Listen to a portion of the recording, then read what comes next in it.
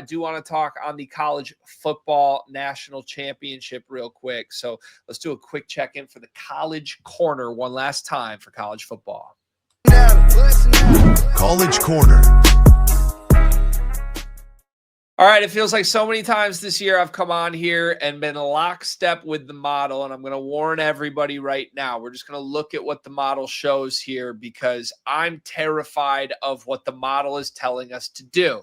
I'm not telling you to fade the Dimers model. I would never do that. If anything, the model is going to prevent me from potentially going way too heavy on the side that I'm nervous to go down now.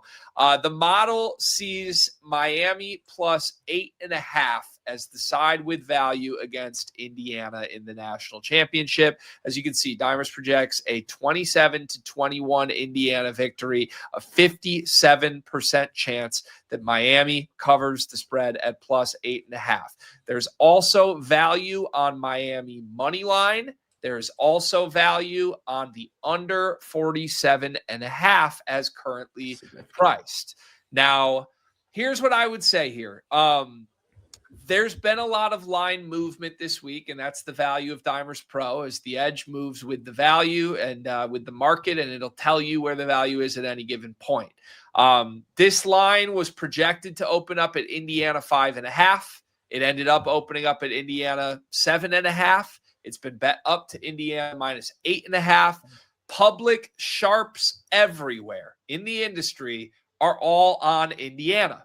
That's a crazy thing to have happen. But also, if you have watched this playoff run, I think you get it. This team is a buzzsaw that is obliterating everybody by 30. Now, it's interesting to note, I think the Dimers model has been in lockstep with me, sort of going against Indiana week after week leading up to this moment. I think there is a good argument that Indiana's been fortunate. They've forced a lot of turnovers in the first drive. That pick six against Oregon really changed the entire flow of the game. And I think at a certain point you would expect maybe there isn't a massive emotional swing in Indiana's favor in the turnover department early in a game. This game is essentially a home game for Miami. There's a lot of emotional handicapping to do here with Indiana's quarterback, Fernando Mendoza, who grew up a mile from this stadium and now has to play the hometown team that didn't offer him in the national championship game. Both these teams have dominated the trenches in the lead up to this game. I think we've seen Indiana as dominant as they have been in this playoff run. We saw a regular season full of games where they flirted with the edge. And I think back to that Penn State game against a Penn State team that barely qualified for a bowl game. Indiana needed a heroic last final drive in order to secure a victory there. The Hoosiers are not unbeatable, even if they feel like it. And the reality is, I wanted to back Indiana in this game. This line is not favorable to do so. At 8.5, that is just a hefty price to pay. It's the Curt Cignetti tax, if you will, knowing everyone in the world wants to be a part of history chasing this Indiana storybook season. The more I sit on this and look at it, it's not a surprise that the Dimers model projects this to be a closer game than where the current model is. Now, you have to have some gusto to actually bet it. And if you are someone who blindly bets the Dimers model's best bets, I think you're rushing to put this at the top of your card. And I think, quite frankly, you're profitable if you've done that for years. Like, we have the data that backs this. If you bet our best bets, you are going to come out in the green. So my personal handicapping advice, I wouldn't touch Indiana minus 8.5. I think the model is screaming that that's not a favorable number. If you are someone who is going to insist on backing the Hoosiers, I would almost encourage you look at some alternate line options. Indiana minus 13 gets you plus money instead of paying like a minus 110 price, even though you're over a touchdown to win anyway. But for me, if you're playing the spread, I think you've got to listen to the Dimers model and take Miami plus 8.5. The under is the one angle here that I am in lockstep with. And I think it goes one of two ways here. I think either Miami hangs, and this is uncomfortably close, and the model is right that they have a great chance to win this game. If they do, that means that their front seven is able to find success and get Fernando Mendoza under pressure.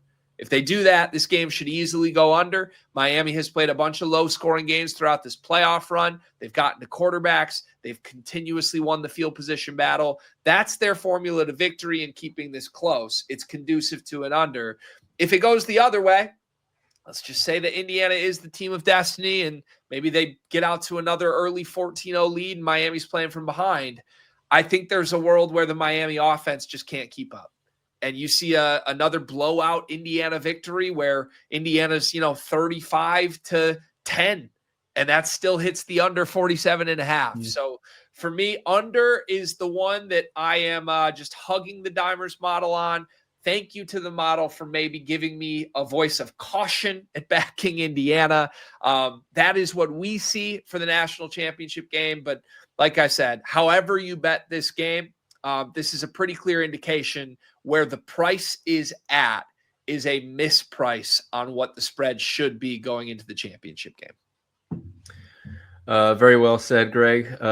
Thanks for breaking all that down. And I mean, yeah, these are really significant edges. So it's good to have a little additional insight on that. Because if you are someone who just likes to, tail the best bets, you're going to see this and, like you said, want to run to it. So, anything prop wise standing out to you? Your guy you called out last week, Charlie Becker, he scored, I believe, right? And I think caught 4 passes, so it was good. It feels like everybody from Indiana scoring, and maybe not surprisingly here, you will see a lot of Indiana unders showing value. And given that our model is all over Miami in this game, again, that sort of tracks with where we're at.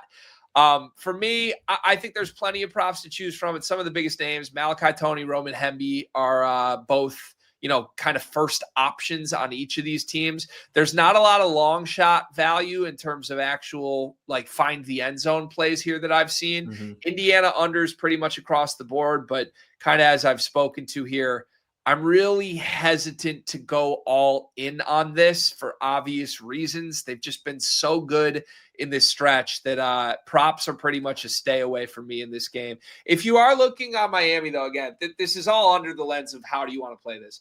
If you are following the Dimers model's advice and you're on Miami, I think pairing a Miami spread with a Malachi Tony touchdown is a really good way to maybe juice up this number into plus money value a little bit. Tony's been a big playmaker all postseason. He's really emerged from a fresh sensation throughout the season to the go-to guy for this team. But again, I'm pretty hesitant to touch either side in this game. I just can equally see both outcomes. This Indiana team is everything they've been for a month now, and it's too much for Miami to handle. I can also see the model being right, and Miami capitalizes on this mispriced number and keeps this close all game. For me, under's the way to play it, which would mean I like under on a lot of these props. But as you know, Dave, under props are not exactly conducive to touchdown value. Certainly reverse correlating if you go that route. But yeah, I think that makes sense too, right? I mean, if Miami's going to score, put up some points, it's probably going to be by way of their pretty electric wide receiver who's been a dog lately. So good stuff, Greg. Thank you. Yes, of course.